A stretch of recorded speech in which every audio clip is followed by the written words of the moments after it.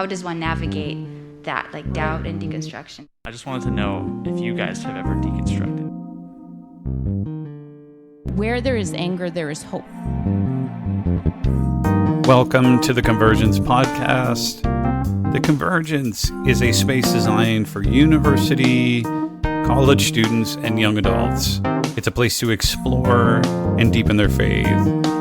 It's a space to think, question, doubt, and hopefully, ultimately, to worship. We're so glad you're here.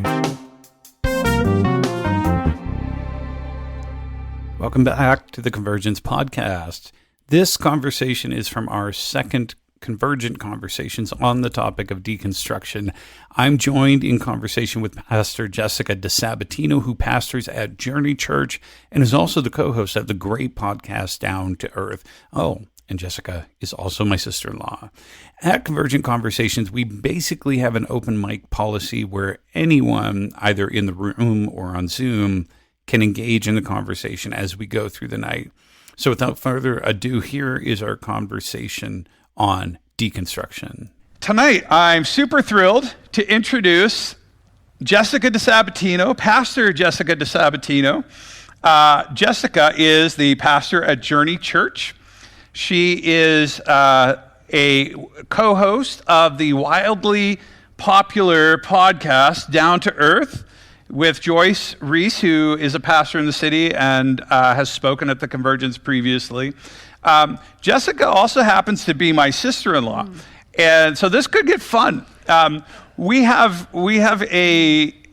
talking about this, Marissa and I, earlier, we live in the same city now, but even when we were not in the same city, we would get together and argue theology until 1 a.m, and we would love it. Our families. So what we're doing here, welcome to our family vacation. Yes. That's what we do. This is 100% correct. Our spouses hate it. What they do is sleep with their eyes open and roll their eyes at us the entire time, because we have been fighting for about 20 years about just about everything. Yes. And really, sometimes we don't even disagree with each other. It's just the point of the argument. No, right? I disagree. I disagree with you. Right. You don't actually disagree with me because I'm right. I'm just kidding. Start all the authors now. Now, Jess, I just wonder if we could start off the night. If you could give us an axiom. Okay. The one time, some of you might have been there. This happened when, maybe I was going to say last year, but no, that was more like 4 years ago. Yeah. Well, Phil sent me a letter saying, would you come and be on this panel at the U of C? It was for the Convergence. I think the first year the Convergence started. Some of you may remember this powerful night. I didn't read the whole email, though, because he's my brother-in-law, and so I was like, yeah, sure, I'll do it, and I never read the whole email. Well, at the bottom of the email, Phil asked me, please come with your favorite axiom. Okay, so now if you've ever heard me speak, I have a serious handicap. I can't do sayings for the life of me, which is like ironic because I talk for a living. But I don't know if it's like you can't see the trees for the forest or the forest for the trees. I can't even compute that. Anyways, we get to the end, and it's like me and like a whole bunch of very smart professor-like people. And they all lined back up, and I said to one of them, what are we doing here? And they said, oh, we're lining up to say our favorite axiom. Oh my gosh, I don't even know an axiom. I am like the anti-Twitter person. So I stood there and I said, I still can't believe I did this. I stood and looked deeply into some of your eyes, because this is all, and I said as slowly as I could, never, ever, ever give up. And that was the powerful saying I had for everybody. Like everybody else had I think fancy sayings. And I said to Phil tonight, sure, I'd love to come and talk at the Convergent, but if you ask me to say a saying, I'm going to get up off the couch, I'm going to leave, and I'm never coming back. So anyways, here we are. Never give up, everyone. Never give up. I hope you're motivated by that. We may have some of these lovely jokes that appear throughout the night of ways that we will mock each other. But I deeply respect Jess. She's as I had written, Jess, you read theologically a ton, but also on current issues, cultural issues, very up to date, and have phenomenal ideas. And so I thought you'd be an amazing person to talk about deconstruction with tonight. Thank you. And I guess on that, if you feel like you're deconstructing, just never, ever give up. Okay. Ever. No, I think there are 3 evers in there. Yeah, there might have been. The third one really brings it home. Like, you might have been giving up, but when you hear that 3rd ever, you're not going to do it. That's it. Yeah. So we're going to talk about deconstruction, and one of the things that I wanted to frame the evening with, just off the bat, is deconstruction is this like massively popular word. Everybody is deconstructing, or everybody's talking about deconstructing.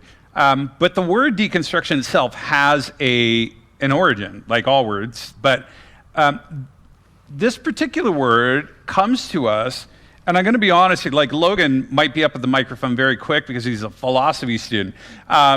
He might correct me on some of this, but Jacques Derrida, the French philosopher, he is the one who coined the word deconstruction.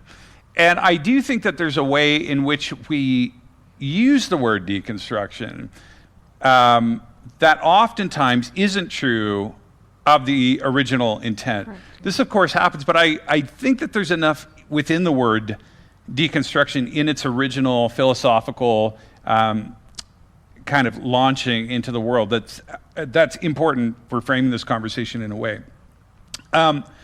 So I have a couple books here tonight, and there's lots others, and Jess, if you want to throw out some book titles or whatever tonight.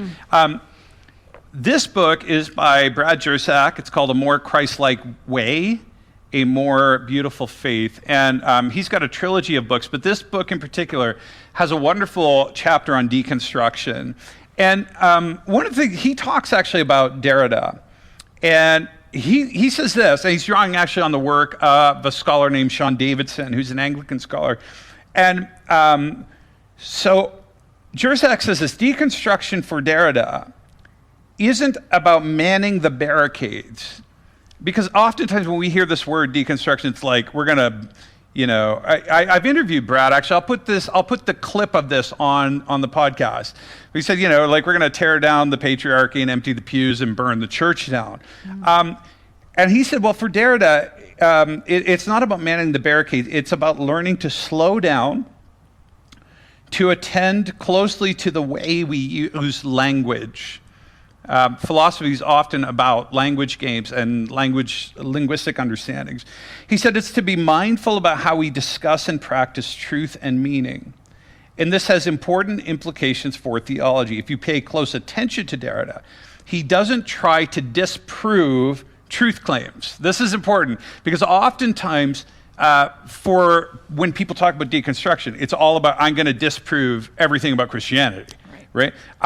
He says Derrida doesn't do that. He doesn't try to disprove them, nor does he try to prove them.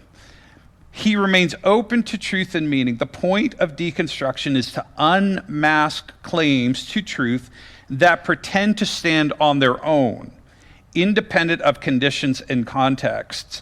And so then he moves on a little later, and he says, for many post-evangelicals, deconstruction tends to be practiced as an intermediary stage of doubt and cynicism in the service of military progressivism. And he says that form of deconstruction is a construction, actually, that Derrida himself would have deconstructed. And if you need to say, like, Phil, repeat that, you're making no sense, that's fine. Derrida's original practice provides a much needed corrective. It not only helps to critique institutionalized problems, but also reactionary solutions. And so I find this just really an important thing, because the point is about truth claims, that a truth claim does not stand on its own. We do not come to truth claims like they don't just exist in a vacuum, right? And so the way that we talk about things becomes deeply necessary. Yeah, and I think I think when we think about deconstruction, and I mean, all of us have probably heard that term or used it, like, I think the key is that we would think about, I like the way Derrida talked about it as slowing down, because the antithesis to slowing down is pride. And so underneath slowing down is this idea of humility. So like when I Talk about that for 1 second, the speed of it. Well, when I don't know how to do something, okay, so that's any number of things. I'm really slow at it. Like, think about when you learn to drive. Okay, maybe driving isn't a good example, but for most of us, when we learned to do something for the first time, we did it very slowly, right? Any new thing you pick up, doesn't matter what it is.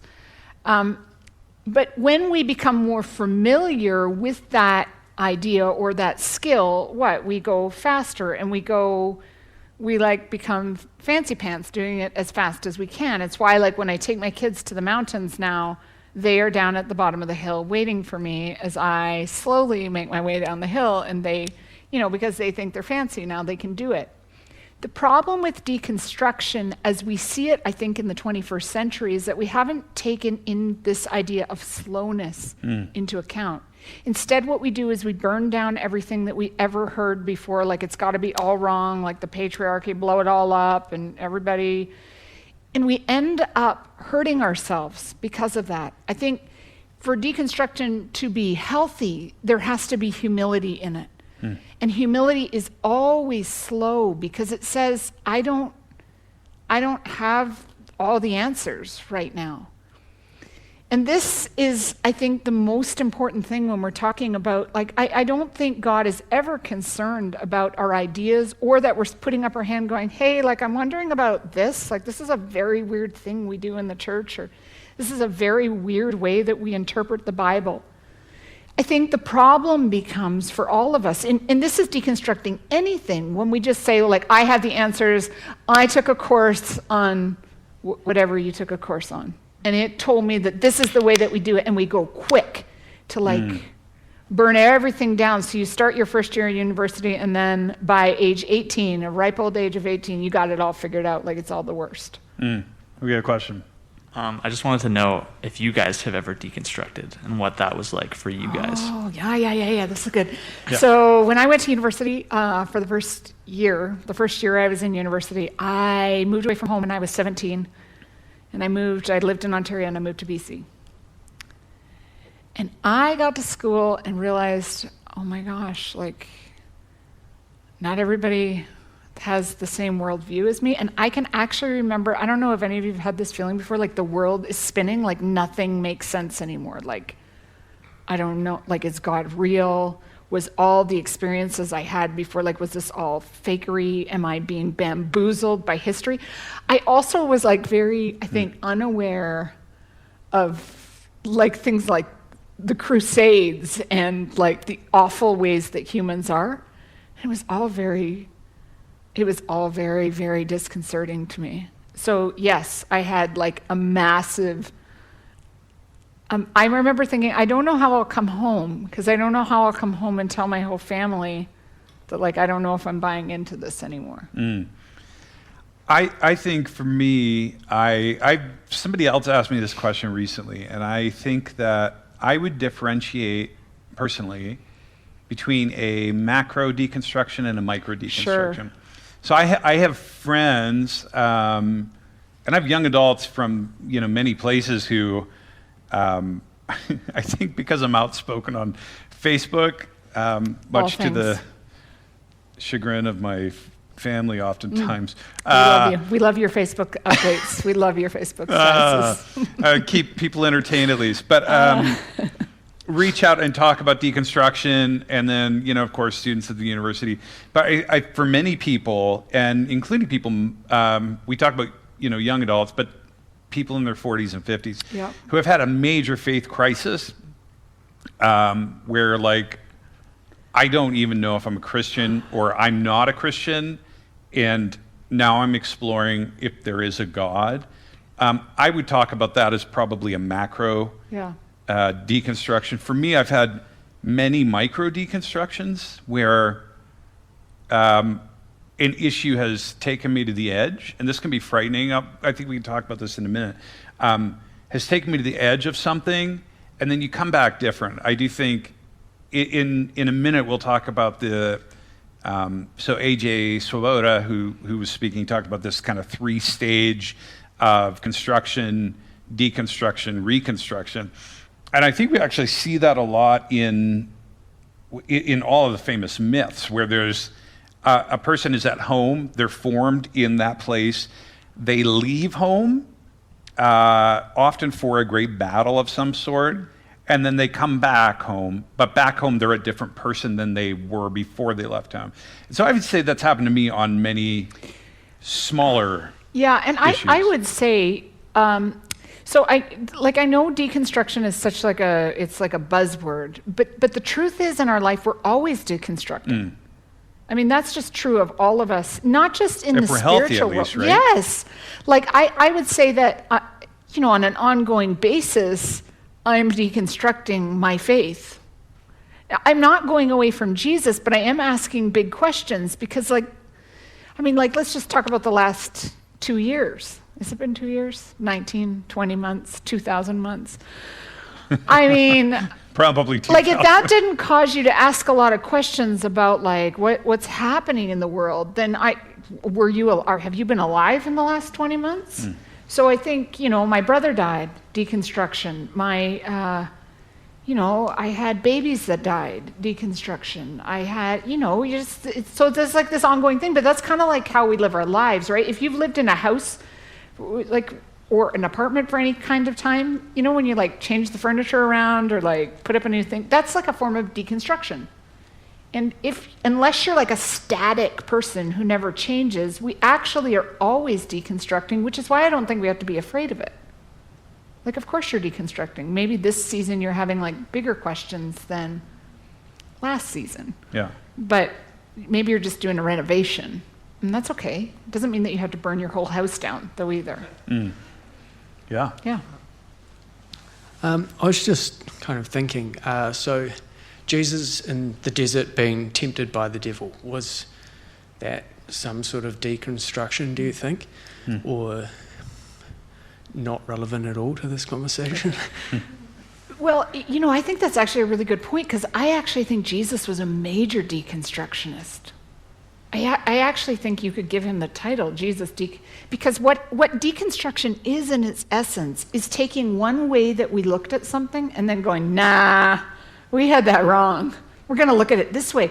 And that's what Jesus, his essential mission was to yes, he came to show good news to us, but part of the good news was nah, you guys got it wrong. God is not some rule, bear down, I'm gonna burn you up God. No, he's a God that wants relationship with you. So in actual fact, it's Phil and I were talking about this, I think we're going to talk about it in a few minutes, but I actually think all the prophets of the Old Testament, they were deconstructionists.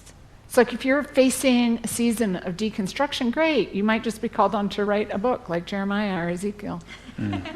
One of the fairly happy ones, Lamentations. I think going back to the original meaning of the word, Jesus is, I like what you said, is the great deconstructor. And I think pushes us actually towards deconstruction.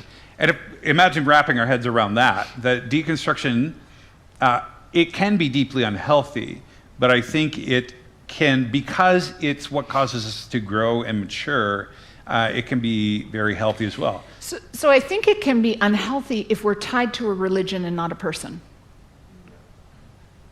So you cannot deconstruct, for me to say, I'm going to deconstruct a person, I'm going to have a deconstruction of our relationship, never say that to somebody, that's horrible.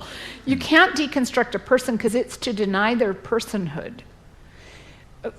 So this is where Jesus is totally different than anything, because it's not a religion. So God's not intimidated by you deconstructing the religion of Christianity. Who cares? It's just a construct. So long as we stayed anchored to the person of Jesus, you see how that, I think we actually don't have to be afraid at all, because we're just rearranging furniture at some level. We're staying in the house and rearranging the furniture.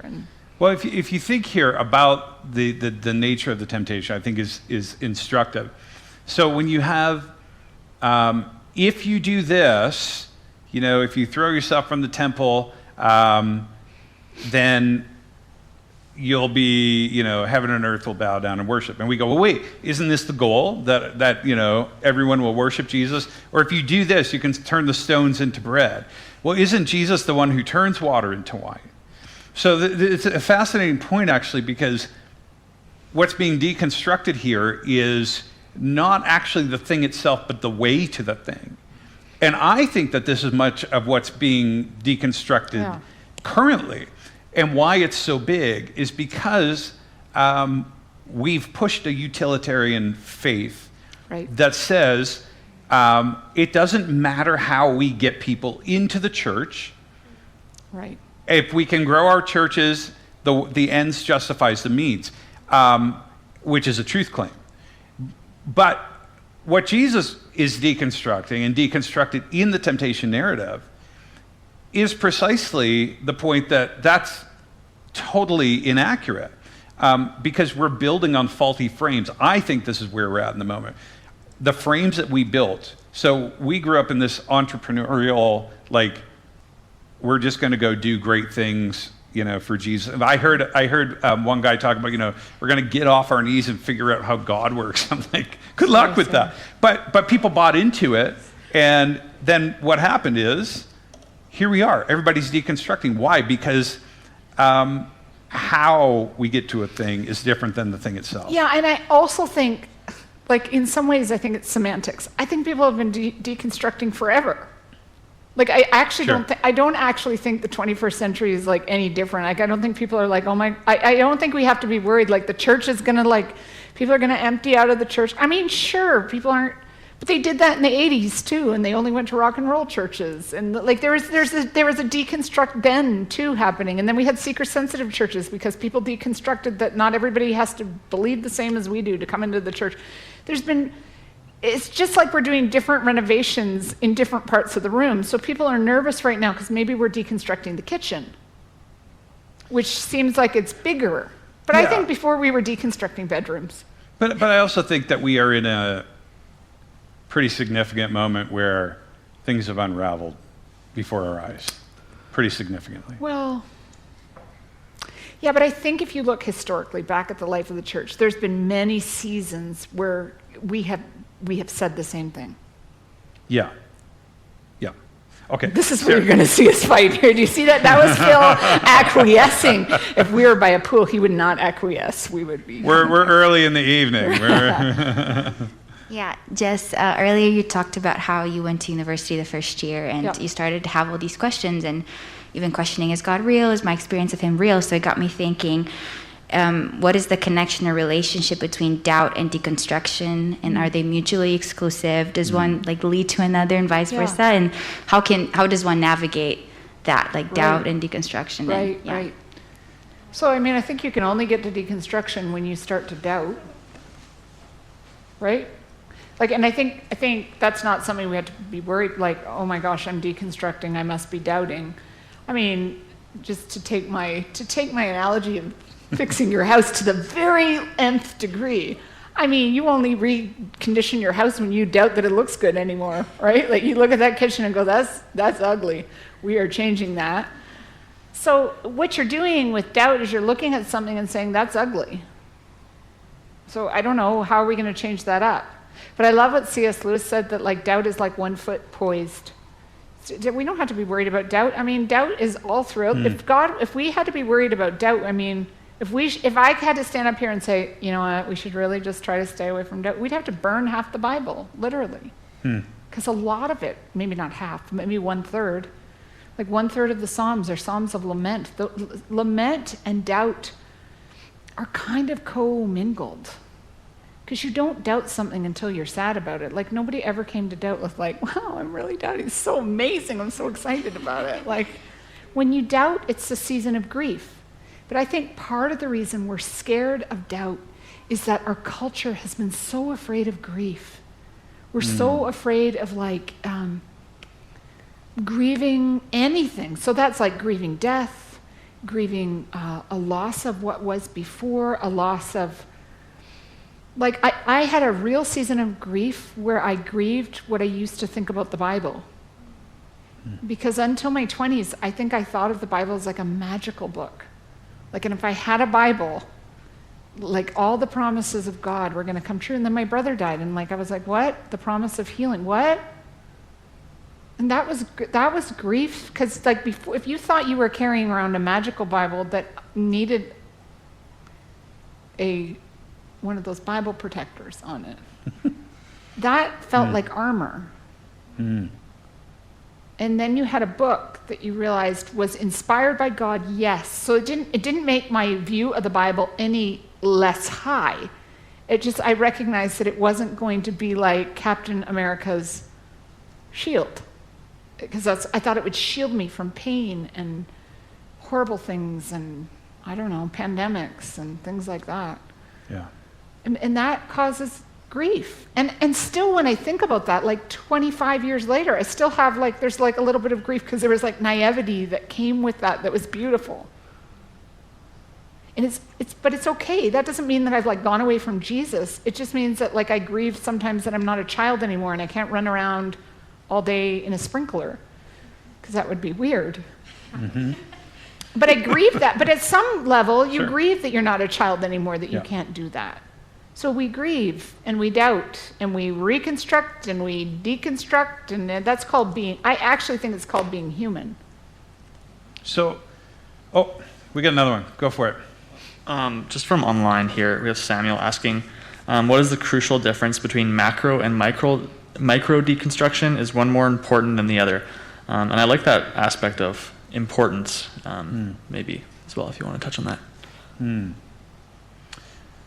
Well, for me, I would just say that the difference is, for me, macro deconstruction is where basically I think your faith is on the line. Micro deconstruction, I like what you just said. We're deconstructing things all the time. Like, we have an idea, and maybe we've even held it for a long time, but we're pushing it to the edge and coming back. I'm not gonna make a claim on which is more important. I would say, though, if you don't have micro deconstructions, you will have a major deconstruction. That's a good point. This is a good point. So, so this is why we cannot be, this is why I'm like, I feel sad when people feel like they can't have doubts, and you should be having little doubts all the time. It's okay. That's like a normal part of being a Christian person, of being a thinking person. Because if you're not deconstructing, then I wonder if you're actually sticking your head in the sand, not interacting with life or the Bible. Totally.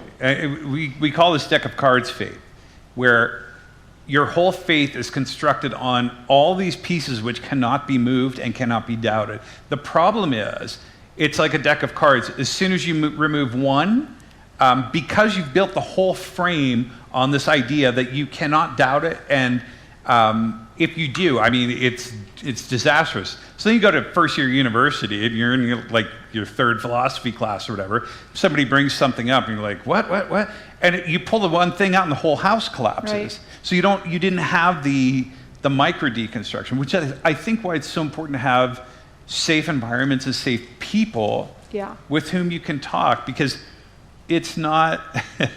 Maybe what's some of the things behind that? Like, why do you think there are environments where we've been unallowed to doubt? Well, I wonder, like, as I was thinking about this all week, about the idea of deconstruction and why this has become, like, for pastors and colleagues that I talk to, like, it's a great source of worry for them, particularly if they have young adults like yourself sitting in the church. Like, I think this is something pastors talk about, like, I think part of it is our obsession, though, with our individualism. Like, I think if we can't talk about individualism and deconstruction, then we're not actually talking about it correctly. The idea that we are just one person with all the ideas, like you've got a corner on the truth, with no acknowledgement that I stand on the ideas of 2,000 years of the church. I think that actually is what like that lack of humility, like that going quickly. We burn it all down. I'm burning 2,000 years worth of like church growth and church, discipleship. I'm just going to burn it all down because I, the one person, the one man, the one marvel person, I'm going to save the universe with my cynicism. Well, and I think this is important too because, a couple things on this. So, first is a lot of times people come, they're like, well, it's like, what are you struggling with? Well, this whole thing. And I'm like, yeah, but you get that people question that like 1,600 years ago, right? But people don't always get that right away. And so the study, the historical study, theological study of Christianity is so immense. Right. One of the things that I liked in AJ's book, and this is the book here, After Doubt, and this whole book is on deconstruction. And it's great. I really like the first couple of chapters though, because he's deconstructing, and this is what I think about deconstruction. We have to deconstruct deconstruction as along with everything else as a truth claim by itself, and that's what Jersak's doing as well. But he had said this, to your point, that where are we at here? Swoboda. In contrast to traditional cultures, Western culture underscores individuality and breaking with the past by giving social privilege to those who earn it. And there's a couple of things I want to dig into here. So he says achievement, work, wealth, accumulation, popularity, and education. These are how we find honor now. And that obsession has driven us to an epistemic anxiety and fatigue. And then he says that whereas honor cultures guard, protect, and pass along deeply held beliefs, achievement cultures privilege and prioritize breaking from the past dogmas that are dogmatically dismissed as sheer naivete. New ideas, it's implied, are more likely to be true. And I think this is important in a few ways. So one of the things, it's better. So the idea, like if I'm a post anything, I'm a post-orthodox. Like you just put that word post on any word you'd like to put. I'm a post-wallpaper person. Yes. And you are a designer extraordinaire. Like you could say put post on anything or neo. And if you put neo and post together, dang, you might as well sign yourself up for tenure. But this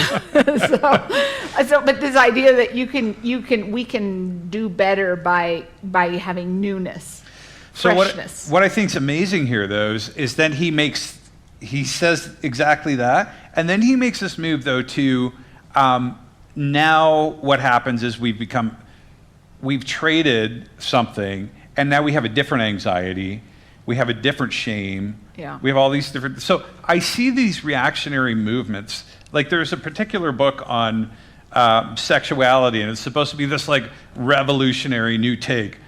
You're dressed in black, so I never saw you. This revolutionary new take, and I'm like, it's shame in just a whole different direction, right? So, anyway, Perfect segue, but I do feel like I'm entering the dragon's den, so I'm very nervous. I shouldn't be, but that's the perfect segue, really, because back to your comment, Jess, about saying why do we feel we cannot openly deconstruct, or why is there shame around doubting?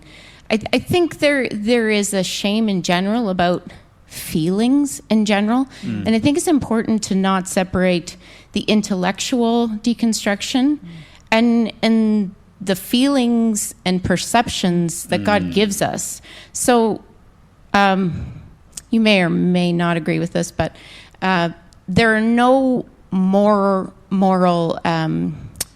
attributes we can attach to feelings. So feelings are feelings. There's not like a right or wrong.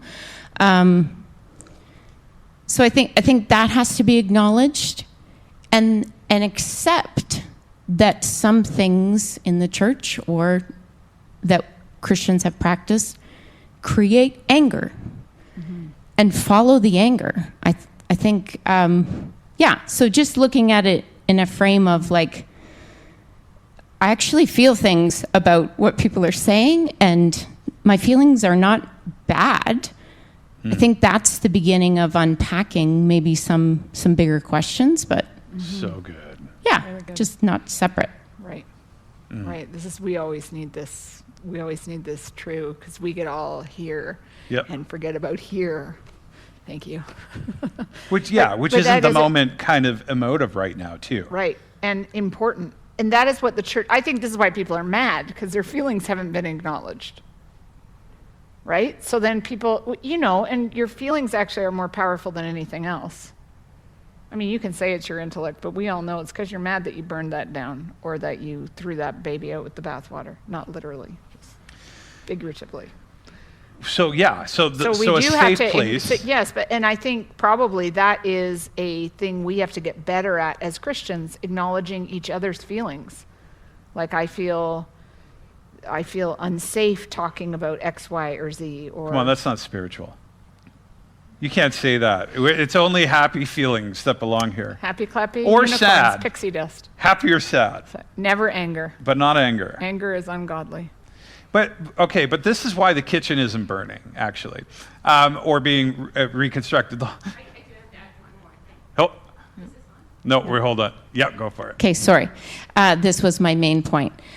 Where there is anger, there is hope. And Yes.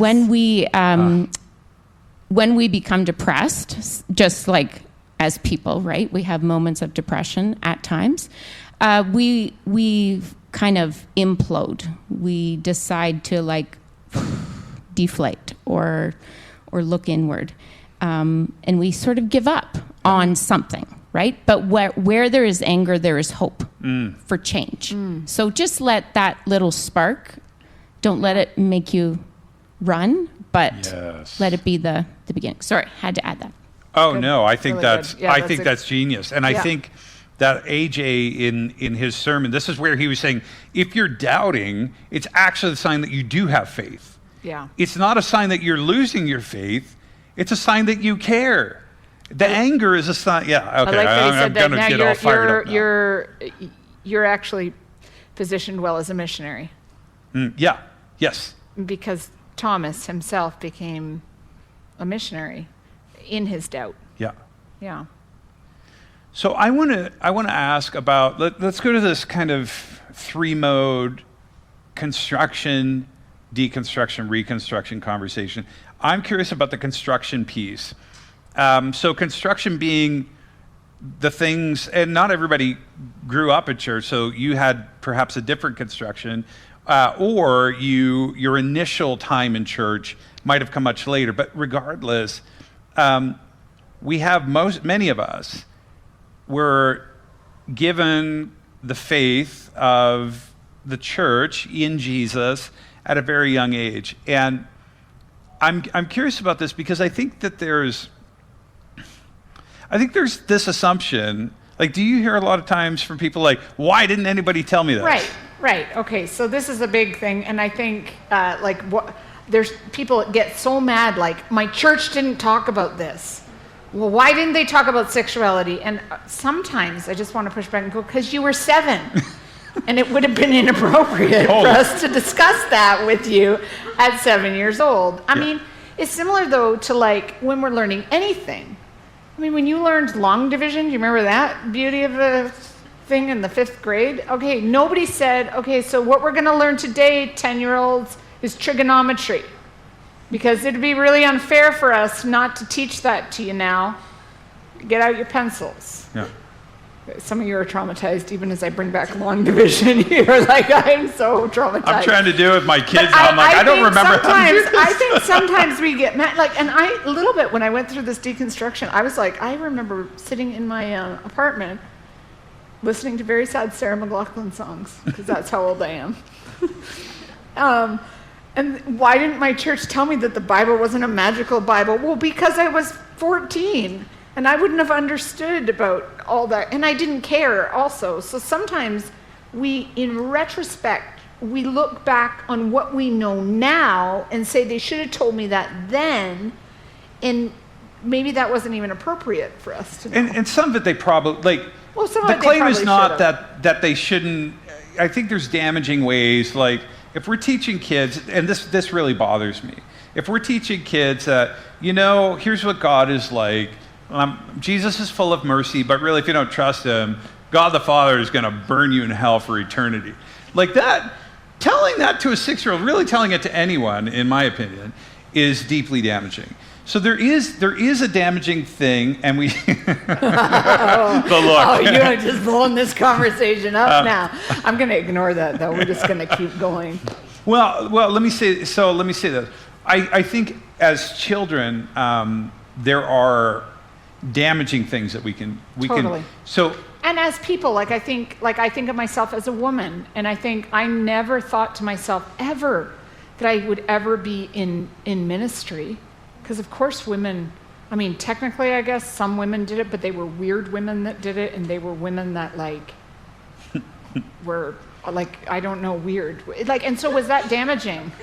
I was going to think of other words, but then I think I'm going to be on tape forever. So I think was there damaging ways? Yes. But so I think then it's coming back to but were those people evil? No. They weren't evil. They were just... Some of them. Some of them might have been. Well, it's like saying our cars were pollutants in the 50s, and couldn't we have had a Tesla car then? Yeah. Well, I'm sure... But we didn't. So were the people making Fords in the 1950s evil? No, they were just uninformed. But the ones using those cars to kidnap children were evil. Right, but but if we know better, we do better. Yeah. If we don't know better, we don't do better. And so part of it is, I do think sometimes the construction that we get angry about, which I think we have to acknowledge the anger. I think when I felt called to ministry, then I've had lots of years of do you know how good I'd be at sayings right now? If I had known, I could have been a pastor 30 years ago. I think there is some anger there, but also it cannot be directed at people. It's got to be directed at systems. When we get it directed at people, then it takes us away from the person of Jesus. And that creates ongoing now problems. I feel guilt.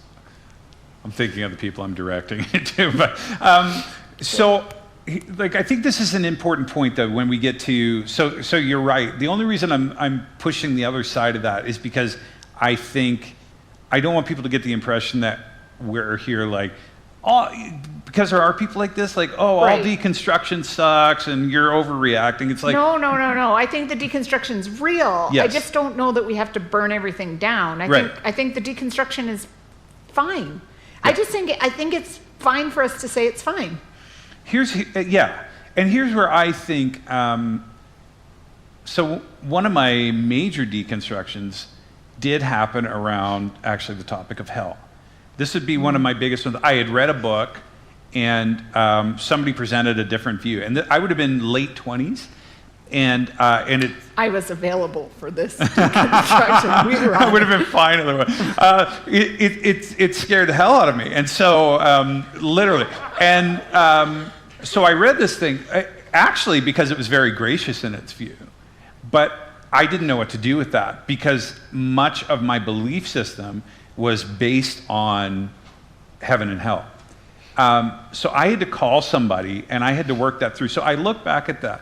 What I'm nervous of is that we have people now, and some of these, one person I'm thinking of in particular is a friend of mine, actually. And he is one of the kind of poster children for deconstruction. And probably would take the, many of you might listen to the podcast, would take the position of the church never told us this, I'm going to tell everybody. The problem is, and I always feel like publicly outing him, it's bro, I remember when we were mid to late 20s discussing our liberation of feeling like we could listen to secular music on the way to church. You were not some Dion major... corrupting his mind. You were not some major progressive guy at 25 years old. So now you're in your 40s and you want to burn everything down. So I have a good friend who's a professor, and he said, good pedagogy will... we need to, people can't just always be comfortable, right? So you're a teacher, You don't want people to remain comfortable. But there is a way in scaring people that can actually do damage to their souls. Yes, yes. And so it's like knowing that balance. So do you think that in deconstruction that there are that there's this maybe a large percentage of people who forget their own journey and are like, well, I'm going to tell you the whole truth. Sure. But then I think it's like, I think we just have to anchor ourselves to humility that says, like, I don't know everything. So like so if you're deconstructing, just hold everything loosely. If we hold everything loosely, like the way that we deconstruct matters. Yeah. So if we say that we love Jesus and we're anchored to Jesus, the way that we deconstruct totally matters. And I guess, like, you know, I've been a pastor for almost 25 years now, and I think I've seen a lot of people do a lot of deconstructing over 25 years. And I guess what I just have had to go, I have a high view of the power of God still, and the power of the Holy Spirit. That, yeah, go ahead, ask all your questions, deconstruct all the things. I just believe the Holy Spirit can, like, I don't know, draw you back to him. And that it's not my job to, like, tell you the right way to believe. Although it is my job to tell you the right way to believe when we're on vacation with our families. But like, it's not my job to do that. And it's not your job to, like, maybe you know somebody who's in the middle of a major deconstruction. Well, I think the worst thing that we can say is, like, you better get things straight with God and get your Bible protector back on your Bible.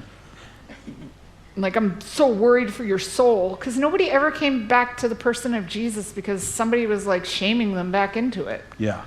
So I think we can just say, like, we hold it loosely and just say, okay, so you're having a Job moment. Oh, well, you and, like, half the Bible. Yeah. And God can bring people back Totally. to him. Or, like, maybe you're not even away from God. You're just asking, like, what we have to believe is that God holds us close to his heart. We have to actually believe the Psalms that tells us he encompasses us, he covers us with his wings. He doesn't just do that for his people when they're singing, like, Reckless Love or, like, some soft song that's really nice at the time. He covers us with his wings when we have questions, deep questions. Question. Yes. Speaking of questions, as someone who does not like sitting in emotions helpless, I should probably feel my feelings more than I do. What are, also not asking for, like, the 5-step plan to get out of deconstruction here, but what are some, like, practical ways of not solving deconstruction per se, but getting through it in a healthy way as opposed to an unhealthy way? Yeah. Yeah. You know, I think the only thing I've at least found works for me is, like, what do I actually know to be true? So when I'm in the middle of a deconstruct season, so what do I actually know to be true? So I actually know that Jesus loves me. Like, as dumb as it is, like, that's not dumb, but as basic as that is, I'm not good at sayings again, I'm not good at sayings. As basic as that is, I know that Jesus loves me. I know that I've experienced him. You know, I've been really thinking about how the Old Testament, particularly Genesis, Exodus, Leviticus, Numbers, Deuteronomy, are these remembering books. And I often wonder if the reason I've been reading through Numbers recently, or our staff is reading through Numbers, and we've been asking ourselves, why are we reading about boils for the 35th time? Like, this is so gross. Why? And, you know, I've been thinking about how important remembering was for Hebrew culture. And I think when you're in the middle of deconstruction, I mean, it's not a great formula, but it is helpful, is to remember. Remember what God has done. We are quickly forgetting. We are quickly forgetting people. And so I think coming back to, okay, I'm going to actually take time. This is why your pastor will tell you to journal, is so that you can come back to the remembering of what God did. When you prayed that prayer and said, God, like, if you help me with this biology test, I'll serve you all my days of my life. And God actually did help you. That's a miracle. You got to hang on to. That's like the God healing you of the boils in Numbers 15, right? Like, that's. But I think remembering is the key to our construction. We cannot construct without memory. And remembering those feelings we had. Like, those are not, we have minimized those. I really like what you were saying, Maris, that we actually, I think, often minimize feelings when we're in the middle of deconstruction. And I think probably the best thing to do is really lean into those feelings. When my brother died and I wanted to quit, months later I remembered, oh no, but I remember driving home from the hospital and the Holy Spirit was with me. I knew that, like there's no other way I could describe that. And so like remembering that when I wanted to quit, well, probably that's a good thing to remember. Yeah. My suggestion would be to find wise people who love Jesus. Yeah. So that, and I think both are important.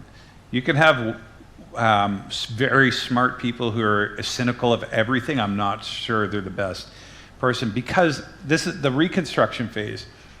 Today I learned of, so there's this famous painting. I'll put this up on Instagram tomorrow on the Convergence site. There's this famous painting called Ecce Homo, which means behold the man. It's this beautiful picture of Jesus. It was in this church, but it had deteriorated pretty significantly. And so restoration, which, by the way, Jersak talks about as maybe even a better metaphor or a better word than deconstruction. Right. This idea of actually going back, like things got marred along the way. But there was this old lady, she was in her 80s, and she was an amateur artist. And she took it upon herself, or maybe someone asked her, and she thought, I'm a good enough artist, I can restore this very famous painting.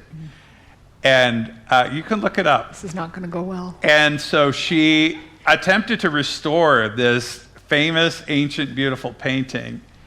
And it came out looking like the most ludicrous thing you've ever seen in your life, where people actually titled it Ecce Mono. So instead of Ecce Homo, which is behold the man, Ecce Mono means behold the monkey. Because it looks literally like you look at it and you think I think even SNL did a skit on it. But this is I think it's actually an important picture, because who you reconstruct with. If you're reconstructing with someone who knows what they're doing, they actually do know theology, they can walk you back and say, hey, that's a great question. Sometimes, like, especially for personal questions, right? Like, why did my brother die? Well, we probably want to avoid people who say, well, I know, right? Right. But people say, what about this belief? And they could say, well, yeah, 1,700 years ago, this person talked about this. But they have a tender heart, they love Jesus, and they can walk you back through, I think, can actually restore the beauty of the picture, whereas others, I think, can create, behold the monkey. And this is, I do think, it just strikes me like that there are a lot of people right now that they're constructing these things like, and it's like, this is the thing, and you know why I'm saying this, and they think they're pushing the edges. It's like, because I am done with the colonial, all the things. And I'm like, it's complete colonialism. Like, you just haven't realized that what you've said is actually colonial. Right. You just haven't thought about it deeply enough. So I think who you do it with. Yeah, and I think anytime, I'm always leery of anybody grasping anything very outside of Jesus. We can't grasp anything too tightly. Anytime you get somebody, and you know the feeling when someone is like, they know all the things. And I think what we want to do is be a community of people that says, open-handed, everything but Jesus. We just, like in some ways, what I think I've had to learn to say to myself is, relax. God's got it all worked out. Either I believe that or I don't. Because if God isn't actually who I think sometimes I say that God is all powerful, and we can sing all these songs about God being powerful and mighty, but the way that I act when someone's got questions and doubts, it's like I don't actually believe that, right? So part of it is just relaxing and saying, God, you're all powerful. I don't think we have to be uptight. I don't think we have to worry that nobody's going to be a Christian anymore and everybody's going to deconstruct their house. Yeah. Matthew. Hello. It's on, I think. Yeah. So you mentioned if you're going through deconstruction, to seek wise counsel. But if you're friends with someone who is gone through a major deconstruction and kind of left the church, and is like leaving behind those maybe wise people. How do we, like friends or as a community, help people that have gone through like major deconstruction? And how do we like love them and support them So good. through that? So I think about the words of Jesus in the Sermon on the Mount when he said, "Do not judge lest you be judged." I think this is a very like ubiquitous, we hear this a lot, right? Like, you're judging me and stop judging me. But actually what Jesus was meaning there is don't diminish the person. And I think, you know, in my 20s, probably half my friends deconstructed and walked away from the church. So then what was my role in that? I think that's such a really amazing Jesus follower question to ask. Yeah. And I think the thing is that we wouldn't judge them. Now, I'm not saying that we don't say, hey, maybe you're not making great decisions. It's that we wouldn't diminish them as people, so that we would still embrace their humanity and we would just keep showing up for them. I mean, Jesus just kept showing up for his disciples. Some worshiped and some doubted. He just kept showing up. So I just think we keep showing up, and probably less is more. Like, so if we come with like the attitude like, oh, I'm so worried that if a meteor were to hit the world tonight, you might, like, that's not going to help anybody. But I think if we just have this real, and I think we got to ask God for it. Like, I had to ask God, would you just bring me peace for my friends that were called by you? I don't know. You've got your name. You've got their name. I don't know. I'm just not going to, like, people that make bad lifestyle decisions. I think this is where we just go, okay, I'm not getting uptight about this. I'm going to love you. I'm going to live the life that Jesus has called me to live. And I'm just going to hold you open-handed. I don't know. And in the end, like 20 years later, I just had, so I have a friend who we grew up in high school together, and we loved God, and we went to conventions and tried to find boyfriends, and unsuccessfully. And she walked away from the Lord and had a major, we didn't call it deconstruction. Sorry, someone is trying to call me. We didn't call it deconstruction then. We called it backsliding. That's the terminology we used for it then. Yep. She was backsliding, and she backslid for, you know, the better part of her life. In the summer, I always try to just still meet up with her, and we just chat. And, you know, in the middle of that conversation, she said to me, "So how come you've kept being a friend to me, and no one else sort of like keeps up because like I'm not praying Jesus?" Like she's kind of mad about it all. But I realized she wasn't actually mad at Jesus. What she was mad about is that everybody had walked away from her. And I almost wonder if like sometimes we just keep walking with people. Just keep walking with people. You don't need to get worried. Don't be worried. Yes. So one of the things I've deconstructed is the idea of, I do think we can recognize moments where the Spirit of God is at work, but I do not worry. You know, when I was young, it was, what if that person goes and gets hit by a car tonight? Their soul is hanging in the eternal balance. I now believe so deeply in the love and patience of God that I think God is all the time in the world, literally. And so I don't worry about that. I think super practically to your question is, it's okay to say I don't know, and also, can I get back to you? And also maybe I don't agree with you. Yeah, that too. It's totally okay to say, like, you and I don't believe the same thing, but that doesn't mean I don't see you as a person. Right. Particularly, this becomes very important in the 21st century when we talk about sexual ethics. When we talk about, like, and these are the things we actually have to, like, we, as Christians, we kind of, like, skirt around this. Like, we'll talk about everything but that. But, like, this is some of the reason where people are having breakdowns, right? They're having deconstruction over the orthodox sexual ethics. And so, like, I don't know where you personally stand, but I've had lots of conversations with people who are like, I don't know, outside of Jesus, like, I love you. Maybe we don't agree on that particular area, but it's not a primary issue. It's probably not even a secondary issue. It's probably tertiary. And so, like, I also don't like the pants you're wearing. Like me personally, or? No, yeah, well, no. So I think, like, on a theological issue, though, it does come back to humility, where you don't have to know the answer to engage the person. Walk with them, and then ask another, say, you know what, I have no clue. That's a really good question. Let me ask somebody. And yeah, we'll go one more. All right. This is kind of changing gear a little bit, but Yeah, good. Can you think of any mythological representations of like the deconstruction, reconstruction kind of process? Well, Like a mythological. oh, mythological. So like Phoenix from the ashes, say, that kind of thing, or Yeah. I think almost all the. Yeah, like almost every great story we tell is a deconstruction, reconstruction story. So, like, did anybody go watch the movie Dune? Haven't seen it yet. Feel like there's Anybody a read it? spoiler alert is. Okay, sorry. Okay, no, we won't talk about Dune. No, I'm yeah. not going to tell you the story of that. But in some ways, that's a deconstruction. It's a total deconstruction.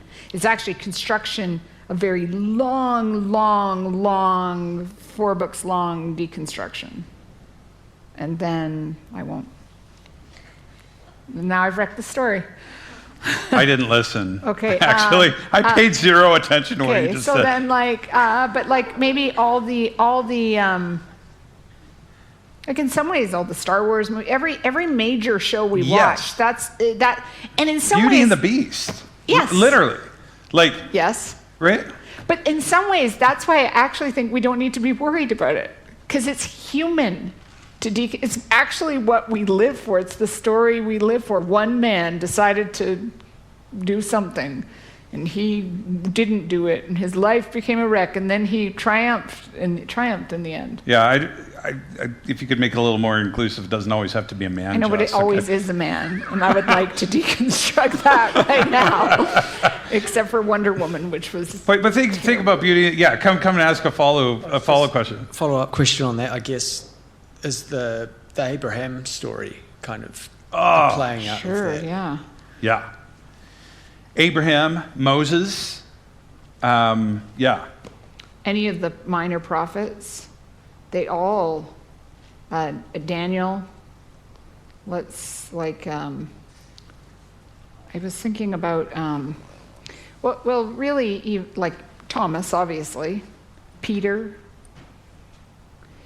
When you get a deconstruction story that ends in ruin, it's Judas, right? So he has questions, and then he doesn't push those questions to the furthest limit. He gives up before he gets to the end. And that's what we don't want to have, people giving up and metaphorically, like, hanging themselves. This is why I think we have to just be like,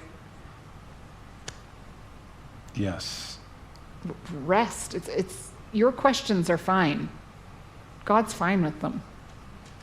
Yeah. In fact, in some ways, I think, like, of course, you're making the church a better place. I would just say this, though.